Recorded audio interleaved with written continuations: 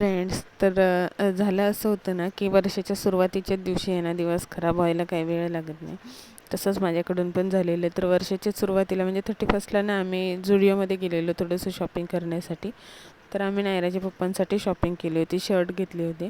पण आमच्याकडून आहे ना त्याचं डबल पेमेंट झालं. आमच्याकडून म्हणण्यापेक्षा माझ्याकडून झालं. ॲक्च्युली मी एक वेळा पेमेंट केलं आणि मग मी ते त्यांना सांगितलं नाही. मला वाटलं ते तिकडे घेऊन जातील तेव्हा ते हॅमर असतं ते काढलेलं आहे बघितल्यानंतर ते लोकांना समजून जाईल की याचं ऑलरेडी पेमेंट झालं आहे.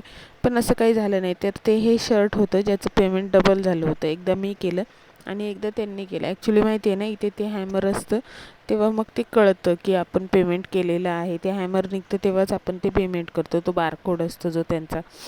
तर मला असं वाटलेलं की हे होईल. पण म्हणून मला ना ऑनलाईन आणि असं मॉल वगैरेमध्ये शॉपिंग करायची म्हटली ना की टेन्शन येतं. म्हणून मी जास्त कधी असं शॉपिंग करत नाही. शक्यतो मी शॉपिंग करते ते जे आपले शॉप असतात अशा ठिकाणांहूनच करते. पण केली होती. पण तरी माझा विश्वास काही हे झाला नाही.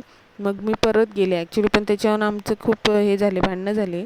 त्यानंतर मग मी गेले की मला असा विश्वास होता की ते देतील रिटर्न. पण खरोखर झुडिओवाल्यांची खूप छान हे दिली त्यांनी.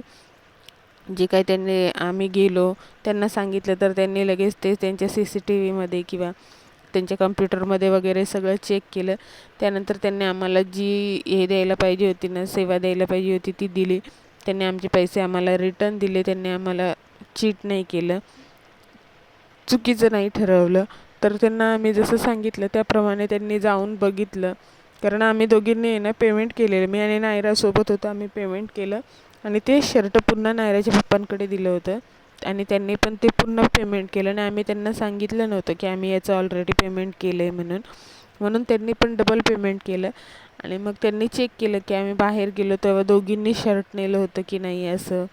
तर खरोखर मला इतके दिवस कधी विश्वास नव्हता बसत की ऑनलाईन शॉपिंग करण्यासाठी किंवा मॉलमध्ये वगैरे जाऊन मला हेच टेन्शन असायची की आपण मॉलमध्ये वगैरे जाऊन शॉपिंग केल्या तर ते रिटर्न कसं करायचं.